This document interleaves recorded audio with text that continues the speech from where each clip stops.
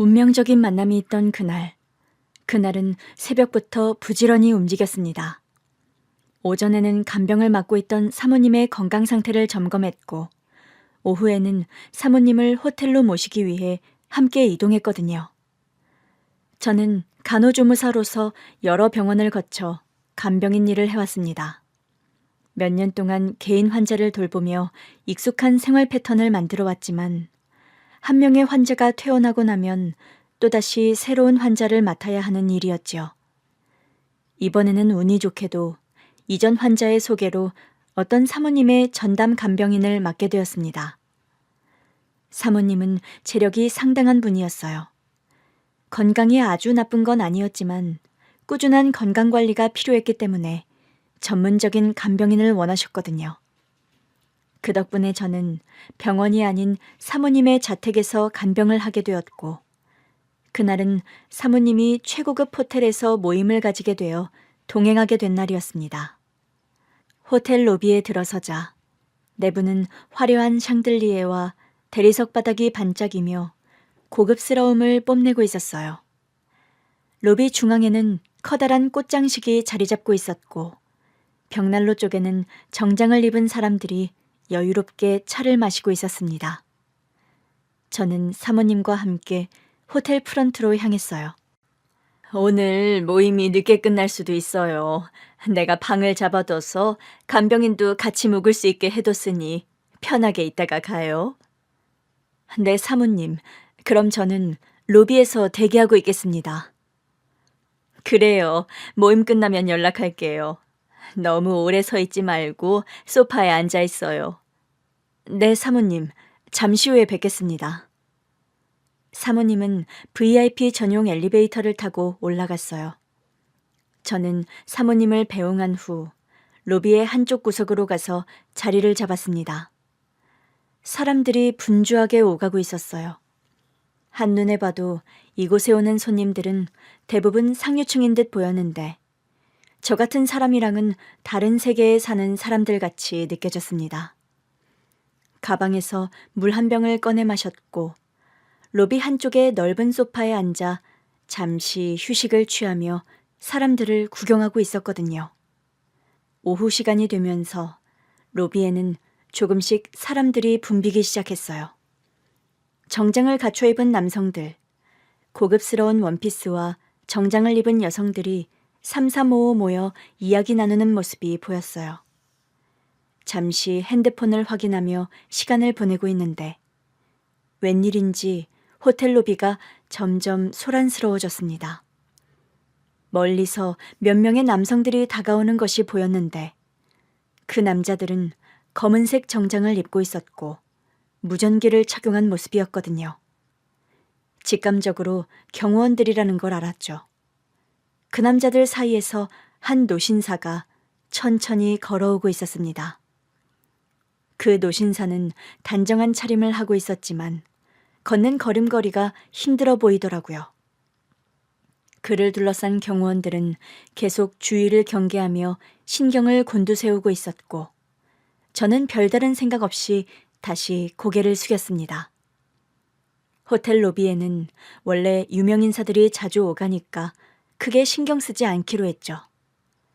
그런데 갑자기 어디선가 둔탁한 소리가 들려왔습니다. 고개를 들어보니 아까 그 노신사가 로비 한가운데서 쓰러져 있었더라고요. 그분의 손은 가슴을 움켜쥔 채로 떨리고 있었고, 경호원들이 놀란 얼굴로 노신사를 둘러싸고 있었습니다. 회장님! 의사 불러! 빨리! 주변이 순간 아수라장이 되었어요. 호텔 직원들이 급히 다가왔고 손님들도 웅성거리며 그 장면을 지켜보던 그때, 저는 본능적으로 자리에서 벌떡 일어났어요. 심장 발작인가? 가만히 있을 수 없었는데 간호조무사로서의 본능이었습니다. 저는 빠르게 노신사에게 다가갔고 그 순간 모든 것이 시작되었어요. 로비 한가운데서 노신사, 경호원들이 당황한 표정으로 그를 둘러싸고 있었지만 제대로 된 조치를 하지 못하고 있었어요. 주변 호텔 직원들도 허둥지둥하며 의료진을 부르겠다고 했지만 그분을 당장 살필 사람이 없었습니다. 저는 망설이지 않았어요. 간호조무사로서 수많은 환자들을 돌봐왔고 지금 당장 해야 할 일이 무엇인지 알고 있었거든요. 가슴을 부여잡고 쓰러졌어요. 심장마비 가능성이 높아요. 지금 바로 조치를 해야 합니다. 누구십니까? 의사 선생님이세요? 함부로 몸에 손을 대시면 안 됩니다. 경호원들이 저를 막으려 했지만 저는 물러설 수 없었습니다. 저는 간호조무사입니다. 지금 당장 심폐소생술이 필요해요. 저를 막으면 이분이 위험해질 수도 있어요. 그제야 경호원들은 서로를 바라보며 머뭇거렸어요. 의료진 올 때까지만. 허락이 떨어지자마자 저는 빠르게 무릎을 꿇고 노신사의 상태를 확인했습니다. 맥박이 약해요. 의식도 없고 호흡이 불규칙적이에요. 심장이 제대로 뛰지 않는다는 뜻이었어요. 저는 곧바로 노신사의 상의를 살짝 풀어 호흡이 원활하도록 조치를 했어요. 그런데 그 순간 노신사의 손이 미세하게 떨리는 걸 느꼈습니다. 들리신다면 손가락을 움직여주세요. 하지만 노신사는 아무런 반응이 없었고 저는 곧바로 가슴 압박을 시작했어요. 하나, 둘, 셋, 넷. 정확한 속도로 가슴을 눌러 심장을 뛰게 하는 작업. 로비에 있던 사람들은 숨을 죽인 채 저를 지켜보고 있었습니다. 여기 심장 제세동기 가져왔습니다. 호텔 직원이 응급 비치되어 있던 심장 제세동기를 가져왔고 저는 바로 제세동기를 작동시켰습니다. 얼마나 지났을까? 갑자기 노신사가 세게 기침을 하며 가쁜 숨을 내뱉었습니다. 숨 쉬세요. 천천히, 깊게. 노신사는 거칠게 숨을 들이마셨고 저는 한 손으로 그의 등을 살짝 받쳐주며 호흡이 안정될 수 있도록 도왔습니다. 노신사가 정신을 차린 걸 본 경호원들이 급하게 다가왔어요. 회장님, 괜찮으십니까? 의료진이 오고 있습니다. 노신사는 여전히 숨을 가쁘게 몰아쉬고 있었어요. 하지만 그 순간 노신사의 시선이 저를 향했습니다. 희미하게 반쯤 뜬 그의 눈이 저를 똑바로 바라보고 있었거든요. 저는 그분의 호흡이 괜찮은지 살피기 위해 가까이 다가갔는데 노신사의 얼굴이 갑자기 경직되었습니다. 손이 미세하게 흔들렸고 입술이 파르르 떨리더라고요.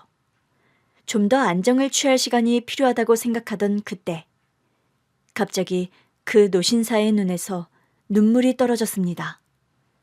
당황스럽더라고요. 괜찮으세요? 노신사는 말을 하지 못했지만 천천히 고개를 끄덕였습니다. 회장님, 왜 그러십니까? 안정된 거 아닌가요? 몸을 너무 떠시는 것 같은데요. 호흡 한번 다시 해보실게요. 하지만 노신사는 천천히 고개를 저었고 그분의 손이 제 손목을 향했습니다. 시계를 차고 있는 제 손목을 붙잡고 손목 시계와 제 얼굴을 번갈아 바라보던 그분이 아주 힘겹게 한마디를 내뱉었어요. 이럴 수가. 노신사의 눈에서 또 한 번 눈물이 흘러내렸고 제 심장이 이상하게 두근거렸습니다. 사실 어릴 때부터 저는 병원이라는 곳이 낯설지 않았어요. 집안 형편이 넉넉하지 않아서 큰 병원을 자주 다닐 수는 없었지만 저희 엄마가 몸이 약한 편이었기 때문에 저는 어릴 때부터 엄마를 따라 동네 병원을 방문하는 일이 많았거든요. 엄마의 손을 잡고 병원에 가면 항상 하얀 옷을 입은 간호사들이 반겨줬어요. 그 중에서도 진료실 앞에서 늘 웃는 얼굴로 안내해주던 간호사 언니가 있었습니다. 엄마, 저 간호사 언니 너무 친절해요. 그렇지. 미선이도 나중에 크면 간호사가 되고 싶어? 응, 저도 저렇게 하얀 옷 입고 사람들 도와주고 싶어요. 엄마는 웃으며 제 머리를 쓰다듬었어요. 우리 미선이가 간호사가 되면 엄마도 좋겠다. 그렇게 저는 간호사가 되고 싶다는 꿈을 품게 되었어요. 하지만 현실은 쉽지 않았습니다. 아버지가 일찍 돌아가셨기 때문에 우리 집은 엄마 혼자 생계를 책임지고 있었거든요. 엄마는 새벽부터 밤까지 허리를 굽혀가며 작은 식당에서 일을 하셨어요. 그런 엄마를 보며 저는 어릴 때부터 조금이라도 도움이 되고 싶다는 생각을 했던 것 같아요. 초등학생 때부터 집안일을 도왔고 중학생이 되면서는 방과 후에 엄마 가게에서 서빙을 도와드렸는데 그때마다 엄마는 늘 이렇게 말씀하셨어요. 미선아, 너는 공부만 해. 엄마는 괜찮아. 하지만 저는 엄마가 힘들게 일하는 모습을 보면서 더 간절히 꿈을 키우게 되었습니다.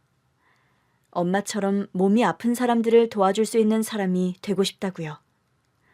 저는 고등학교에 입학한 뒤에도 여전히 방과 후에는 엄마가 운영하는 작은 식당을 도왔습니다. 저희 엄마가 하시던 식당은 동네 한쪽에 자리 잡은 작은 백반집이었거든요. 화려하진 않았지만 단골 손님들이 많았고 늘 따뜻한 밥 한 끼를 내어주는 곳이었어요. 엄마는 늘 힘들어하면서도 손님들에게 정성껏 음식을 내주었습니다. 미선아, 오늘은 반찬 좀 담아줄래? 네, 엄마. 저는 반찬을 그릇에 담는 일과 설거지를 했는데 맛있게 드시는 손님들을 보며 이곳이 우리 가족에게 얼마나 소중한 곳인지 매일 느끼고 있었습니다. 그런데 그날 모든 것이 변해버렸어요. 고등학교 2학년 여름방학. 그날도 저는 저녁까지 식당에서 엄마를 도와드리고 있었거든요. 손님들이 하나둘 떠나고 마감을 하려던 참이었는데 그때 갑자기 어디선가 타는 냄새가 풍겼습니다. 엄마, 무슨 냄새 안 나요? 그러게, 뭐가 타는 냄새 같은데? 순간 주방 쪽에서 펑 하는 소리가 났고 놀라서 고개를 돌린 순간 주방 안쪽에서 불길이 치솟는 것이 보였습니다. 엄마, 불이야! 뭐? 엄마는 황급히 소화기를 찾으려 했지만 불길은 이미 너무 빠르게 번지고 있었어요. 미선아, 어서 나가! 엄마는요? 빨리 나가서 사람들한테 도움 요청해. 저는 재빨리 밖으로 뛰쳐나가 근처 가게 사람들에게 도움을 요청했어요. 불이야! 불이 났어요! 주변 사람들이 바로 119에 신고했고 소방차가 출동했어요. 소방차가 오기 전 엄마가 수습을 하려 했지만 불길이 너무 순식간에 번졌고 엄마도 식당을 빠져나오셨거든요. 그날 다행히도 다친 사람은 없었습니다. 식당 마감 후라 손님이 아무도 안 계시던 게 얼마나 다행인지요. 하지만 식당은 완전히 불에 타 무너져 내렸습니다. 엄마는 바닥에 주저앉아 눈앞에 잿더미를 보며 말을 잇지 못했어요. 이제 어떡하지? 엄마. 아빠가 돌아가신 뒤 그나마 우리 모녀가 생계를 이어가던 유일한 수단이었던 식당이 한순간에 사라져버렸고 엄마는 한동안 충격에서 벗어나지 못했습니다. 하지만 현실은 냉혹했어요. 화재보험을 들어둔 덕에 얼마간의 보험금을 수령했지만 다시 식당을 열기에는 턱없이 부족한 돈이었습니다. 식당이 없어진 뒤로 집세와 생활비를 벌어야 했고 엄마는 다른 식당에서 아르바이트라도 하겠다며 여기저기 발을 동동 굴렀습니다. 그때 저는 결심했어요. 나 고등학교 졸업하고 바로 취업할 수 있게 할게요. 간호조무사 자격증을 따서 빨리 일을 시작하려고요. 미선아, 너 간호사 되는 게 꿈이었잖아. 간호대학에 가는 게 우리 미선이 꿈이었는데. 엄마, 괜찮아. 간호사는 아니지만 비슷하게 환자들을 보살필 수 있는 일이 있잖아요. 나 꼭 간호조무사가 되고 싶어. 그리고 지금 우리 집 상황에서는 내가 빨리 돈을 버는 게 필요한 것 같아. 간호대학에 대한 꿈을 접고 간호조무사가 되겠다고 말씀을 드린 날, 엄마는 끝내 눈물을 흘렸습니다. 미안하다, 미선아. 이렇게 널 힘들게 해서. 엄마, 나 정말 괜찮아. 꼭 간호조무사 돼서 엄마 힘들지 않게 할 거예요. 엄마, 아무 걱정하지 마. 그렇게 저는 간호대학 대신 간호조무사 자격증을 취득하기 위해 직업학교에 등록을 했습니다. 낮에는 수업을 듣고 저녁에는 다른 아르바이트를 하면서 하루하루를 바쁘게 지냈어요. 그러다 처음 현장 실습을 나갔을 때 저는 진짜 병원에서 간호 업무를 배우는 기쁨을 느꼈습니다. 환자들의 손을 잡아주고 힘들어하는 사람들을 도와줄 때마다 가슴이 벅차올랐어요. 물론 간호사가 아닌 간호조무사로 시작해야 했지만 그게 중요하진 않았습니다. 누군가를 돕는 일을 할 수 있다는 것만으로도 충분했거든요. 이후 간호조무사 자격증을 취득했고 바로 병원에 취업해서 일을 시작했습니다. 처음부터 쉽지는 않았습니다. 몸이 부서질 듯 바쁜 날들도 많았고 때론 밤을 새우며 일을 해야 했지만 버틸 수 있었습니다. 엄마를 위해서라도 이 일을 꼭 해야 한다고 생각했거든요. 간호조무사 일은 생계를 위해 시작한 일이었지만 시간이 지날수록 환자들을 돌보는 일이 보람차다고 느껴졌습니다. 힘들고 지칠 때도 많았지만 누군가를 도와줄 수 있다는 생각이 저를 버티게 해줬어요. 그런데 그때 제 인생을 바꿀 사람을 만나게 되었습니다. 그날은 유난히 분주한 하루였어요. 저는 오전부터 환자 돌보랴, 차트 정리하랴, 정신없이 움직이고 있었거든요. 그러다 병실로 약을 전달하러 갔을 때 병실 문 앞에서 한 남자가 서 있는 걸 보게 되었습니다. 그 남자는 보호자용 의자에 앉아 있었어요. 단정한 차림이었지만 피곤한 기색이 역력해 보이더라고요. 어머니로 보이는 분이 병상에 누워 계셨고 그 남자는 어머니를 걱정스럽게 바라보고 있었습니다. 저는 조용히 다가가서 차트를 확인했어요. 보호자분이신가요? 아, 네. 어머니 보호자로 왔습니다. 어머님께 약을 드릴 시간이어서요. 잠시만요. 저는 어머니께 다가가 약을 챙겨드렸어요. 그리고 간단한 건강 상태를 체크한 후 보호자인 남자에게 설명을 했습니다. 어머님께서는 식사 후에 이 약을 꼭 드셔야 해요. 그리고 밤에는 수분 섭취를 조금 줄이시는 게 좋아요. 네, 알겠습니다. 그는 제 말을 진지하게 들으며 고개를 끄덕였고 그렇게 짧은 대화를 나눈 게 시작이었습니다. 남자의 어머니는 2주 동안 병원에 입원해 계셨거든요. 그동안 남자는 매일같이 병실을 찾아왔어요. 저는 매일 병실을 돌며 환자들의 상태를 살폈는데 갈 때마다 남자가 어머니를 보살피는 모습을 보게 되었습니다. 그 남자는 늘 어머니 옆에서 정성스럽게 간호했고 조금이라도 불편해 보이면 바로 와서 도움을 요청했어요. 저기, 혹시 오늘 어머니 혈압이 어땠나요? 조금 높긴 했지만 크게 걱정할 정도는 아니에요. 다행이네요. 어머니가 혈압약을 드시고 나면 좀 어지러워하셔서. 네, 그럴 수도 있어요. 보호자분이 신경 많이 쓰시네요. 네, 어머니랑 단둘이 살아서요. 어머니한테는 저밖에 없거든요. 그 말을 듣는 순간 저는 왠지 모르게 남자에게 친근함을 느꼈고 그냥 솔직한 저의 집 상황을 말해버렸습니다. 저도 그래요. 어머니랑 둘이 살아요. 남자는 놀란 듯 저를 바라봤어요. 아, 정말요? 네, 그래서 그런지 보호자님 마음이 조금 이해가 돼요. 남자는 미소를 지었어요. 그렇게 우리는 서로의 사정을 알게 되었고 그 후로도 병원에서 마주칠 때마다 자연스럽게 대화를 나누게 되었습니다. 남자의 어머니께서 퇴원하던 날, 저는 마지막으로 병실을 정리하고 있었는데 남자가 병실 밖에서 서 있었어요. 미선 씨, 잠깐 시간 괜찮아요? 네? 네, 괜찮아요. 남편은 어색하게 웃으며 머리를 긁적였어요. 그동안 어머니를 잘 돌봐주셔서 감사했어요. 덕분에 어머니도 편하게 지내셨고요. 별 말씀을요. 보호자분이 워낙 잘 챙기셔서요. 그러니까 혹시 시간 되시면 밥 한번 같이 먹을 수 있을까요? 네? 어머니도 퇴원하셨고 그냥 미선 씨랑 이야기 나누는 게 편해서요. 아, 네. 알겠습니다.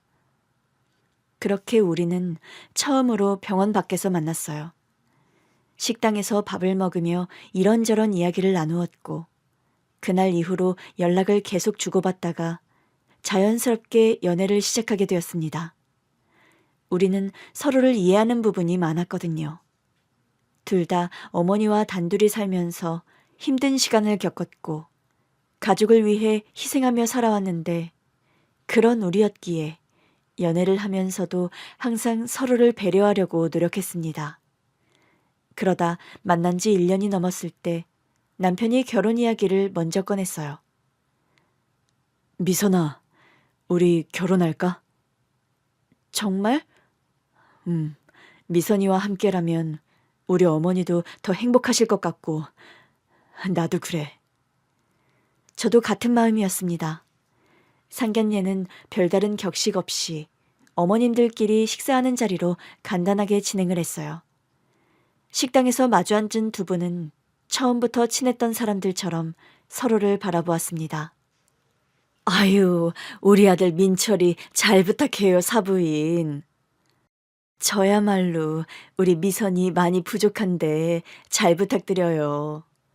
우리 서로 의지하면서 지냅시다. 이제 가족이잖아요. 네, 그래요. 가족이 됐네요. 그렇게 우리는 가족이 되었습니다. 저는 결혼 후에도 간호조무사 일을 계속했어요. 병원에서 일하는 게 힘들 때도 많았지만 남편은 늘 저를 응원해 주었어요. 미선아, 오늘 하루도 고생했어. 나 너무 피곤해. 그럼 오늘 저녁은 내가 할게. 정말? 당연하지. 나 요리 잘하는 거 알잖아. 그렇게 우리는 서로를 의지하며 평범하지만 행복한 가정을 꾸렸습니다. 하지만 결혼한 지 2년이 지났을 때 친정엄마의 건강에 문제가 생겼습니다. 어느 날 엄마에게 전화를 걸었는데 엄마의 목소리가 유난히 힘이 없는 것 같았거든요. 엄마, 오늘 하루는 어땠어? 그냥 몸이 좀 무겁네. 병원 가봤어요? 아이고, 그냥 피곤해서 그런 거지. 괜찮아. 하지만 그 말이 신경이 쓰였고, 그날 저녁 저는 병원에서 퇴근하자마자 엄마 집으로 향했습니다. 엄마, 얼굴이 너무 안 좋아 보여요. 별거 아니라니까. 병원부터 가요. 엄마, 그냥 두고 못 가겠어. 그렇게 엄마를 억지로 설득해서 병원에 모시고 갔어요. 그런데 진단 결과가 생각보다 심각했습니다. 췌장암이었거든요. 췌장암은 초기 증상이 미미해서 조기 발견이 어려운 암 중에 하나였죠. 그 사실을 알게 됐을 때 저는 엄청난 죄책감을 느꼈습니다. 왜 더 일찍 발견하지 못했을까? 내가 더 신경 써야 했는데, 내가 더 챙겼어야 했는데. 간호조무사 일을 하며 환자들 상태를 세심하게 살폈지만 엄마 몸이 안 좋은 걸 몰랐던 거였어요. 지금 당장 치료를 시작해도 장담할 수 없습니다. 의사 선생님의 말을 듣는 순간 숨이 턱 막히더라고요. 엄마. 엄마는 저를 바라보며 조용히 웃었습니다. 미선아, 너무 걱정하지 마. 나는 괜찮아. 그날부터 저는 간호조무사로 일하는 시간 외에는 엄마를 간병하는데 모든 시간을 보냈습니다. 병원에서 일하는 시간 외에는 엄마 곁에서 간병을 했거든요. 남편과 시어머니는 그런 저를 이해해 주었어요. 여보, 장모님 곁에 있어줘. 여기는 내가 다 챙길 테니까. 그래, 사부인께서 얼마나 마음이 힘드시겠니. 네가 곁에 있어드려야지. 그렇게 몇 달 동안 저는 엄마의 곁을 지켰지만 엄마의 병세는 점점 악화되었고 결국 그해 겨울 엄마는 제 손을 꼭 잡은 채 세상을 떠나셨습니다. 엄마의 장례식장에서 저는 아무 말도 할 수 없었어요. 눈물이 멈추지 않았거든요. 여보, 울어도 돼. 참지 마. 나 이제 어떡해? 우리 엄마 불쌍해서 어떡해? 저희 엄마는 떠나기 전 저를 바라보며 마지막 말을 남기셨거든요. 미선아, 이제는 네 행복을 생각해야 해. 엄마, 이제 곧 아이도 가질 거고 미선이 너는 좋은 엄마가 될 거야. 엄마가 그걸 못 보고 가는 게 아쉽구나. 잘 살아야 해, 우리 딸. 엄마가 떠나고 시간이 흘렀습니다. 그 이후 남편과 저는 아이를 가지려고 했지만 간호조무사 일이 워낙 힘들었기 때문에 쉽게 임신이 되지 않았어요. 하지만 몸 관리를 하면서 꾸준히 노력을 했고 그러다 결혼한 지 5년째 되던 해 저는 드디어 임신을 하게 되었습니다. 병원에서 초음파 사진을 처음 받아든 순간 눈물이 핑 돌더라고요. 정말 우리 아기 맞아요? 네, 축하드립니다. 병원에서 나와 남편에게 소식을 전했을 때 남편은 환하게 웃으며 저를 꼭 안아주었어요. 여보, 우리 진짜 부모가 되는 거야. 너무 행복해. 엄마한테도 바로 말씀드리자. 집에 돌아와 시어머니께 말씀드렸을 때 시어머니는 눈물을 글썽이며 기뻐하셨습니다. 손주가 생기는구나. 드디어. 축하한다. 몸조리 잘하고, 응? 시어머니는 저를 위해 직접 보양식을 만들어주시고 산모에게 좋은 것들을 챙겨주셨습니다. 많이 먹어야 해. 그래야 아기도 튼튼하지. 감사합니다, 어머님. 시어머니께서 정말 잘 챙겨주셨지만 문득 친정엄마가 없는 현실이 너무 아프게 느껴졌습니다. 엄마가 살아계셨다면 얼마나 기뻐하셨을까. 남편은 제 손을 잡으며 위로해줬어요. 장모님도 하늘에서 보고 계실 거야. 그렇게 저는 기쁨과 아쉬움이 교차하는 감정 속에서 엄마가 없는 출산을 준비해야 했습니다. 10달이 지나 아들을 처음 품에 안았을 때 저는 믿기지 않았습니다. 따뜻하고 작고 연약한 존재. 이 작은 생명이 제게 찾아왔다는 사실이 경이로웠거든요. 병실에 누워 아기를 안고 있는 제 옆에서 남편은 조용히 눈물을 훔쳤어요. 여보, 정말 너무 고생했어. 우리 아기 예쁘지? 당연하지. 엄마 닮아서 아주 예쁘지. 건강하게 태어나서 너무 다행이야. 그때 시어머니가 병실로 들어오셨습니다. 우리 손주 세상에 태어나줘서 고마워. 저는 아기를 꼭 안아주며 속삭였어요. 우리 아가, 엄마가 많이 사랑해. 그렇게 저희 가정은 새로운 기쁨으로 가득 찼습니다. 그런데 아기를 키운다는 건 생각보다 훨씬 힘든 일이었습니다. 저 역시도 엄마가 처음인지라 초반에 아주 애를 먹었거든요. 밤마다 아기가 깨고 울고 젖을 먹이고 기저귀를 갈고 정말 하루하루가 어떻게 지나가는지 모르겠더라고요. 하지만 남편이 적극적으로 육아에 참여하며 함께해 주었습니다. 여보, 오늘은 내가 아기 목욕시키고 재울게. 괜찮아요. 회사 다녀오느라 피곤할 텐데. 아니야, 나도 아빠니까 해야지. 남편은 서툴지만 열심히 육아를 도왔고 시어머니도 자주 집에 오셔서 손주를 돌봐주며 저를 도와주었습니다. 동현이 엄마야, 좀 쉬어라. 내가 잠깐 안고 있을 테니까. 어머님, 괜찮아요. 얼른 가서 눈 붙여. 새벽에도 못 잤을 거 아니야. 어머님, 너무 감사합니다. 그럼 저 잠깐만 눈 좀 붙일게요. 아들이 태어난 후 저는 일을 그만둔 뒤 육아에 전념하며 바쁘지만 행복한 나날을 보냈습니다. 신생아 때는 이 조그만 아기가 언제 커서 걷고 뛰려나 했는데 시간이 빠르게 흐르더라고요.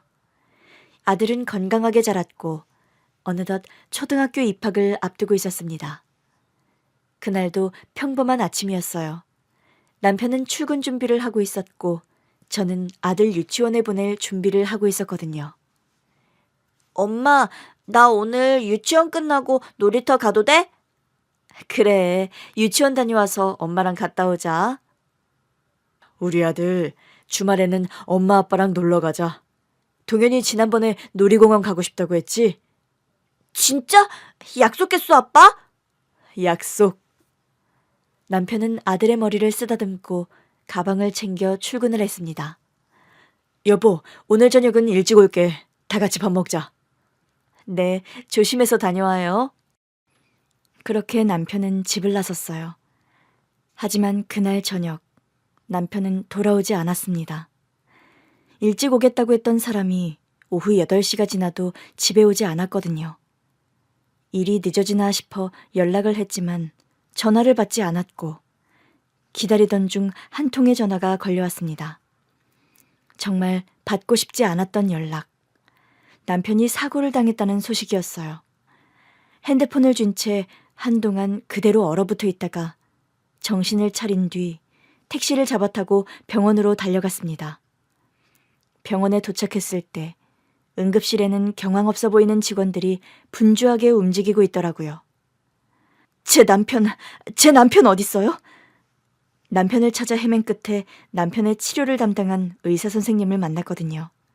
한 가닥의 희망을 품고 기다리고 있었는데 의사 선생님의 말을 듣는 순간 세상이 무너지는 것 같았습니다. 죄송합니다. 모든 조치를 했지만 끝내. 거짓말이죠? 선생님, 아니죠? 제발 아니라고 해주세요. 제발 안 돼요. 우리 남편 이렇게 가면 안 돼요. 우리 아들이 아직 어린데 이럴 수는 없어요. 여보. 믿기지 않았지만 현실은 냉혹했습니다. 남편은 저와 어린 아들을 남겨둔 채 세상을 떠났어요. 마지막 인사조차 하지 못한 게 평생의 한이 되었습니다.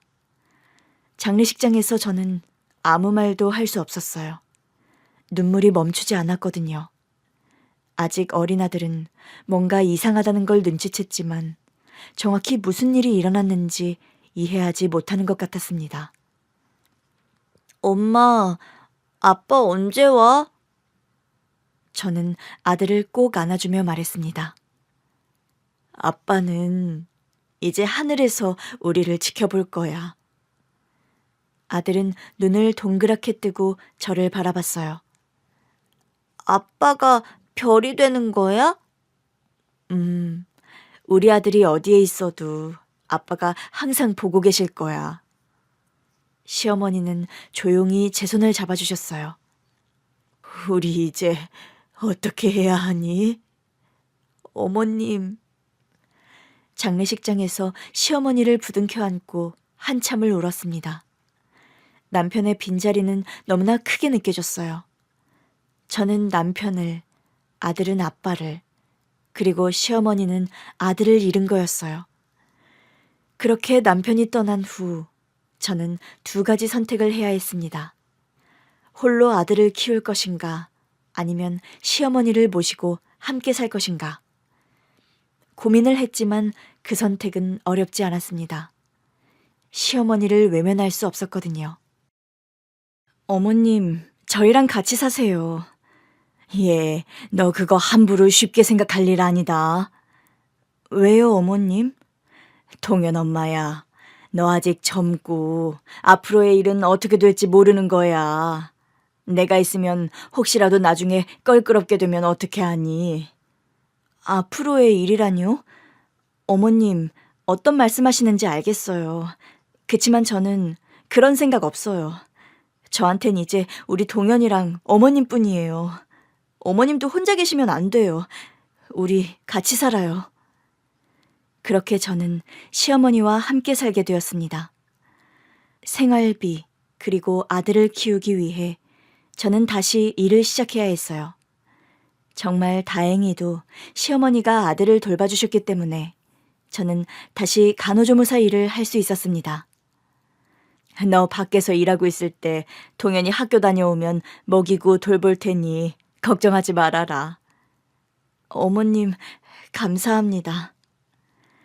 저는 다시 병원으로 돌아갔고 새로운 시작을 해야 했습니다. 비록 남편은 떠났지만 저에겐 아들과 시어머니가 있었거든요. 소중한 두 사람을 위해 버텨야 했습니다. 아들을 키우면서도 생계를 위해 간호조무사 일을 계속했어요. 일을 하고 아들을 키우며 몇 년을 정말 열심히 살았는데 시간이 흐르며 시어머니의 건강이 점점 나빠지고 있었습니다. 처음에는 단순한 관절염과 소화불량이었어요. 요즘 손목이 자꾸 아프네. 힘도 없고. 병원 가서 검사 받아보셔야 하는 거 아니에요? 그냥 나이 들어서 그래. 조금 쉬면 괜찮아질 거야. 하지만 어머니의 증상은 점점 심해졌어요. 손목뿐만 아니라 허리와 다리까지 아프다고 하셨고 점점 걷는 것도 힘들어 하셨거든요. 식사량도 점점 줄어들었습니다. 어머님, 오늘 반찬 입에도 안 대셨네요? 입맛이 없어서 그래. 미안하다. 괜히 음식 해놓고. 아니에요. 그런데 너무 적게 드시면 기운이 더 없으실 텐데요. 그러던 어느 날 어머님이 아침에 일어나지 못하셨어요. 어머니, 괜찮으세요? 어머니는 힘없이 눈을 뜨셨지만 몸에 힘이 빠져서 움직이지 못한다고 하셨고 저는 급히 병원으로 모셨습니다. 검사 결과 노인성 퇴행성 질환과 신부전 초기 증상이 동반된 상태였어요. 연세가 있으셔서 자연스러운 노화 과정이지만 약물 치료와 재활이 필요합니다. 치료하면 나아질 수 있을까요? 급격히 약화되는 걸 늦출 수는 있지만 완치는 어렵습니다. 그 말을 듣는 순간 저는 가슴이 철렁 내려앉았어요. 그날부터 저는 일을 하면서도 어머니를 간병하는 시간을 보내야 했습니다. 아침마다 어머니의 식사를 챙기고 약을 챙겨드리고 혈압을 재며 상태를 살폈거든요. 저녁이 되면 시어머니의 다리를 주무르고 침대에서 편히 주무실 수 있도록 도와드렸어요. 어머님, 오늘은 몸이 좀 어떠세요? 괜찮아. 동현애미 네가 이렇게 돌봐주니 고맙지. 하지만 시간이 지날수록 어머니는 점점 더 기운이 없어지셨고 거동이 어려워지셨습니다. 그러다 3년이 지나자 결국 시어머니는 더 이상 일어나지도 못하고 침대에만 누워 계시게 되었어요. 어머님의 마지막 순간이 다가올 때쯤 저는 어머님 곁을 떠나지 않았습니다. 손을 꼭 잡고 따뜻한 물수건으로 얼굴을 닦아드리며 지켜드렸거든요. 그러던 어느 날 어머님이 저를 부르셨어요. 동현애미야. 네, 어머님. 여기 이거 받아. 시어머님께서는 손을 떨며 오래된 명품 시계 하나를 건네셨는데 저는 놀라서 시계를 바라보았습니다. 어머님, 이게 뭐예요? 이 시계 말이다. 이게 민철이 친아빠 거야. 저는 순간 숨이 멎을 것 같았어요. 남편의 친아버지? 오래전에 돌아가셨다고 들었고 별다른 이야기를 들은 게 없었거든요. 민철이 친아빠를 찾아. 그리고 며느리 사랑 듬뿍 받으면서 살아야지. 어머님, 그게 무슨 말씀이세요? 아버님은 오래전에 돌아가셨다고. 너무 놀라 말이 잘 나오지 않았습니다. 오래전에 돌아가셨다는 분을 찾아 며느리 대접, 사랑을 받으라니. 어머님 상태가 악화되어 뭔가 혼동을 하시는 건가 그런 생각이 들었거든요. 그때 어머님께서 힘겹게 미소를 지으며 제 손을 잡았습니다.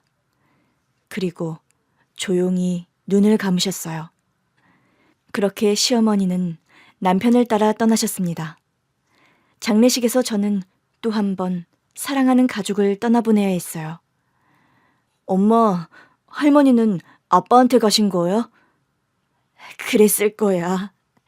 아빠 혼자 외로울까 봐.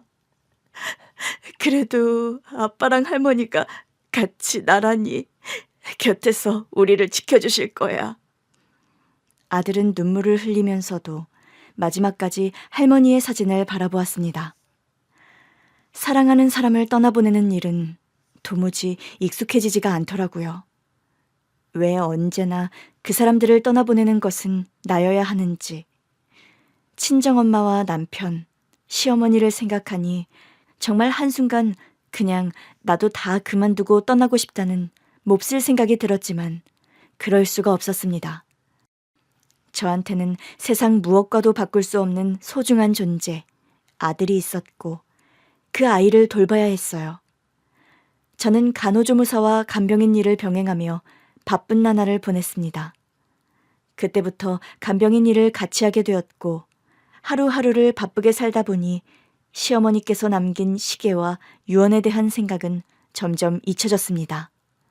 하지만 시어머니가 낡은 명품 시계를 제 손에 건네며 죽은 남편의 친아버지를 찾으라 유언을 남기는데 민철이 친아빠를 찾아서 며느리 사랑 듬뿍 받아 최고급 호텔 로비에서 경호원에 둘러싸인 노신사의 생명을 구하자 노신사가 절 보며 부르르 떨며 우는데 노신사는 제 응급조치 덕분에 가까스로 의식을 되찾지만 이상한 일이 벌어졌습니다.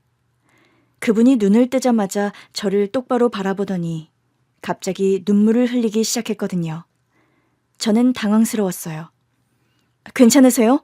어디가 불편하신지 말씀하실 수 있겠어요?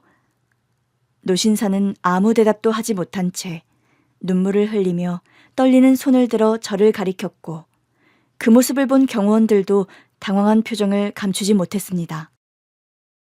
회장님, 괜찮으십니까?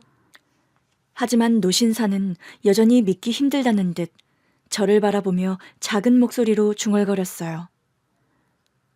이럴 수가, 이렇게 만나게 될 줄이야. 저는 그 말을 듣고 더 혼란스러웠습니다. 만나게 될 줄이야? 무슨 뜻이지? 그때 호텔 바깥에서 사이렌 소리가 들렸어요.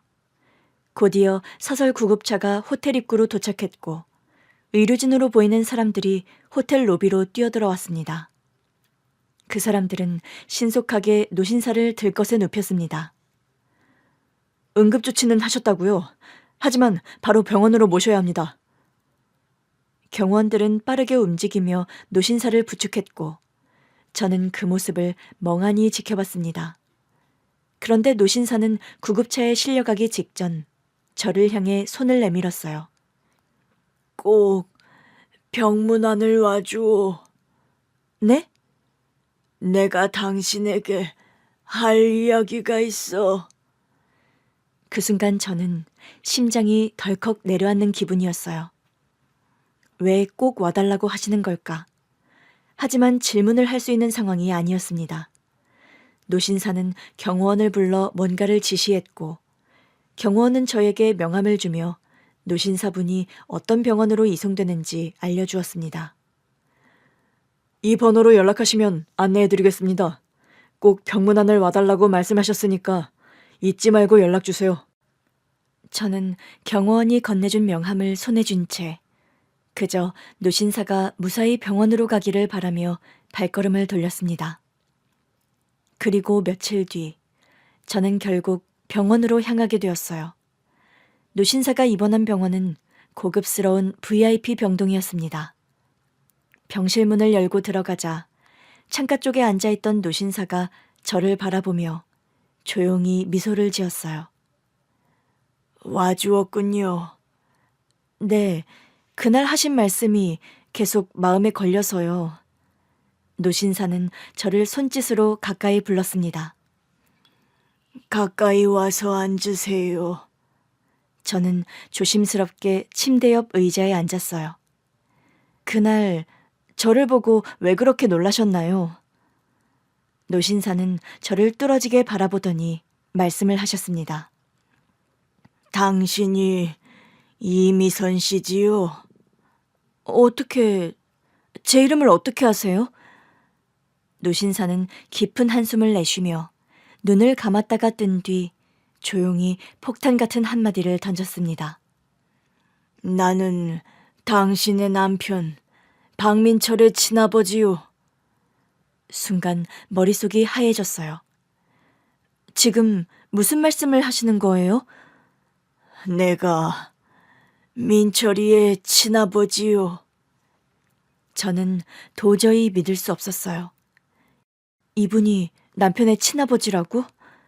그럼 시어머니가 남긴 시계와 유언. 저는 숨을 크게 들이쉬며 떨리는 목소리로 물었습니다. 정말 제 남편 박민철의 친아버지가 맞으세요? 그런데 제 남편은 이미... 노신사는 조용히 고개를 끄덕였어요. 그래요. 다 알고 있습니다. 내가 많이 늦었지요. 미안합니다. 그 말을 듣는 순간 저는 더 이상 아무 말도 할 수 없었습니다. 이건 우연이 아니었어요. 도저히 믿기지 않았어요.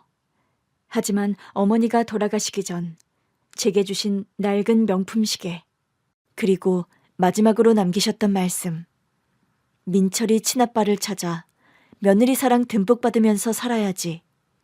모든 것이 연결되는 듯한 느낌이 들었습니다. 저는 숨을 고르며 침대에 누워있는 노신사를 바라봤어요. 어떻게 된 일인지 설명해 주시겠어요? 노신사는 조용히 한숨을 내쉬며 창밖을 바라보았어요. 그래요. 이제는 모든 걸 말할 때가 된 것 같소. 그의 목소리에는 어떤 깊은 후회와 아픔이 배어 있었습니다. 아주 오래전 일이오. 나는 젊은 시절 한 여자를 사랑했소. 그녀는 참 따뜻한 사람이었소. 나와 다른 환경에서 자랐지만 늘 환하게 웃으며 내 곁에 있었지. 하지만 내 집안에서는 그 사랑을 인정하지 않았소. 왜 그랬나요? 내 가문은 전통을 중시하는 곳이었소. 부모님은 이미 나를 위해 정해놓은 약혼자가 있었고 내가 사랑하는 사람과 함께하는 걸 허락하지 않으셨소. 그는 깊은 한숨을 쉬었습니다. 우리는 결국 헤어질 수밖에 없었소. 나는 부모님의 뜻을 거스를 수 없었고 그녀를 지키지 못했소. 저는 그 말에 가슴이 먹먹해졌습니다. 어머님께서, 그러니까 저희 시어머니께서 그 사실을 알고 계셨나요? 알고 있었소. 하지만 그녀는 한마디 원망도 하지 않았소.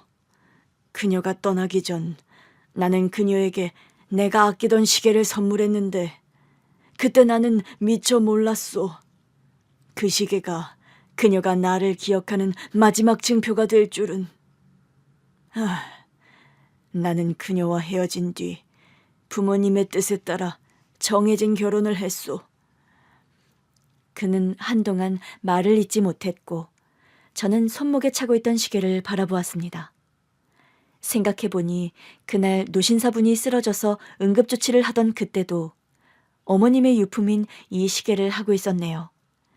그분 역시도 한동안 그 시계를 바라보다 말씀을 이어하셨습니다. 그리고 사업에 몰두하며 살았소. 그것만이 내가 살 수 있는 길이라고 생각했거든. 그러던 어느 날 아주 우연히 그녀가 아들을 키우고 있다는 소식을 들었소. 그게 남편이었군요. 그래요. 하지만 나는 확인할 길이 없었소.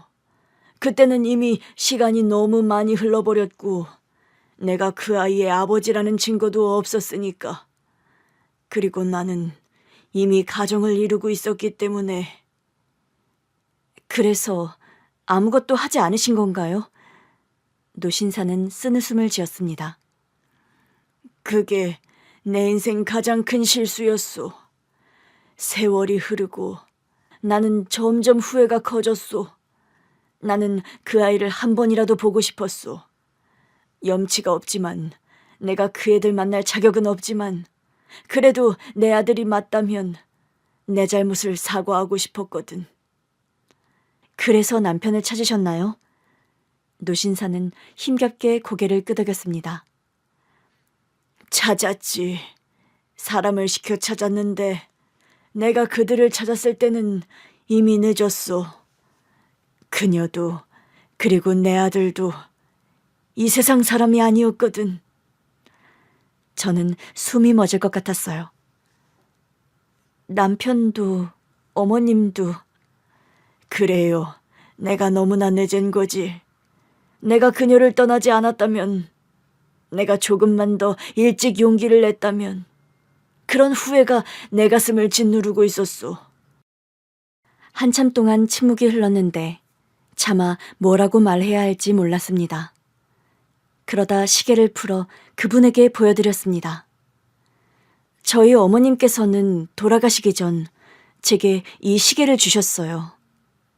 노신사는 두 손으로 그 시계를 가져가서 조심스럽게 손끝으로 시계를 어루만졌어요. 이 시계, 내가 그녀에게 줬던 거요. 그분은 시계를 꼭 쥐고 마치 지난 시간 속으로 돌아가고 싶다는 듯 떨리는 목소리로 말씀하셨습니다. 그녀가 이걸 끝까지 가지고 있었군요. 저희 어머님께서는 마지막 순간까지도 이 시계를 간직하고 계셨어요. 그분은 눈을 지그시 감은 채 한동안 말이 없다가 조용히 속삭였습니다. 나는 너무 많은 걸 잃어버렸구나. 저는 그 모습에서 평생을 후회 속에 살아온 한 남자의 깊은 상처를 보았습니다. 그분은 후회하고 있었어요. 너무 늦게 찾았다는 걸, 이제는 돌이킬 수 없다는 걸. 시계를 어루만지는 그 손은 마치 잃어버린 시간을 붙잡으려는 듯 조심스럽고도 애틋한 손길이었습니다. 이 시계를 그녀가 끝까지 가지고 있었다니. 그분은 손을 떨며 시계를 가슴에 품었습니다. 내가 너무 늦었지만 이제라도 당신을 만날 수 있어서 다행이요. 저는 아무 말도 하지 못했어요. 머릿속이 복잡했고 이 상황이 아직도 믿기지 않았거든요. 이분이 정말 남편의 친아버지, 그리고 제 아들의 친할아버지?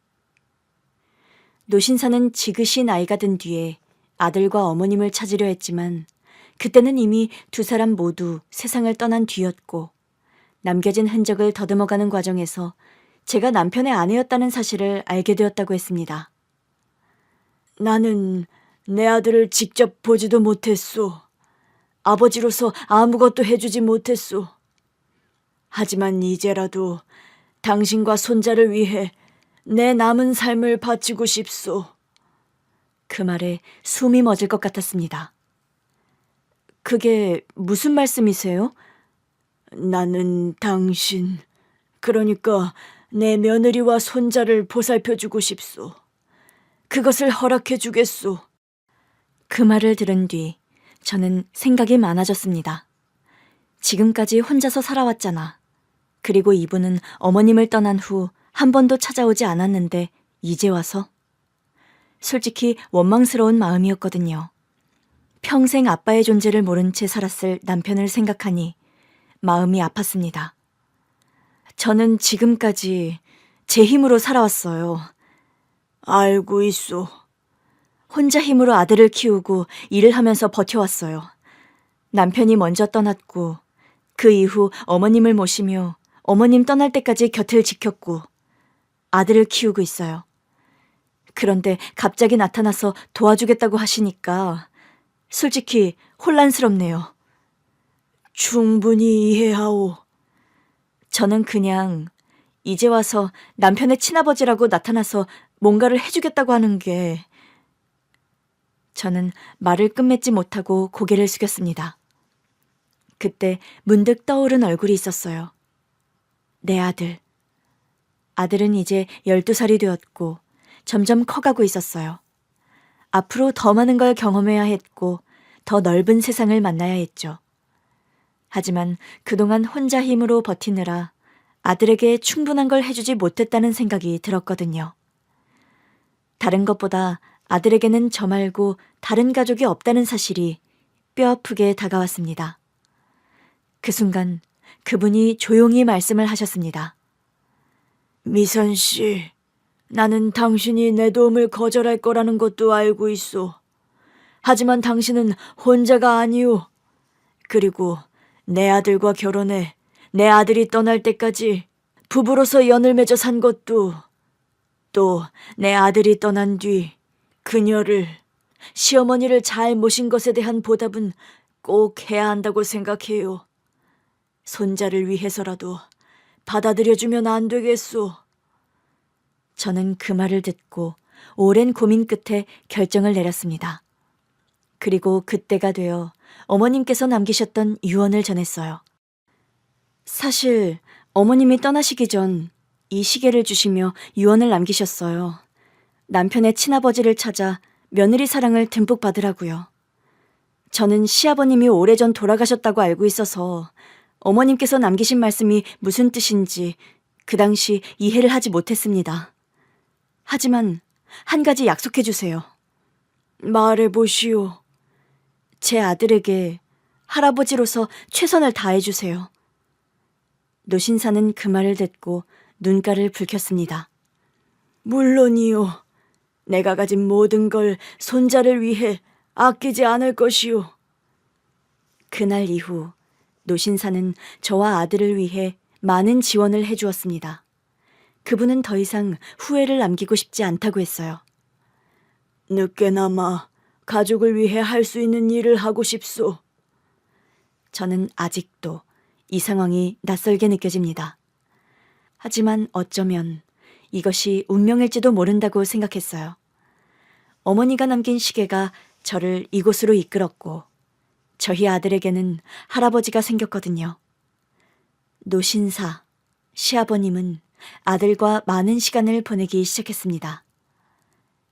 할아버지, 이거 봐요. 학교에서 상 받았어요. 그래, 우리 손주 정말 자랑스럽구나. 요즘 가끔 밤이 깊어질 때면 조용히 창밖을 바라보며 지난 시간을 떠올리곤 합니다. 남편과 시어머니가 제 곁에 있었던 시간들, 그리고 어머님의 마지막 유언. 그때는 그 말이 어떤 의미인지 제대로 이해하지 못했어요. 하지만 지금 와서 돌이켜보면 그 유언이 제 삶을 바꾸는 기적의 시작이었던 것 같습니다.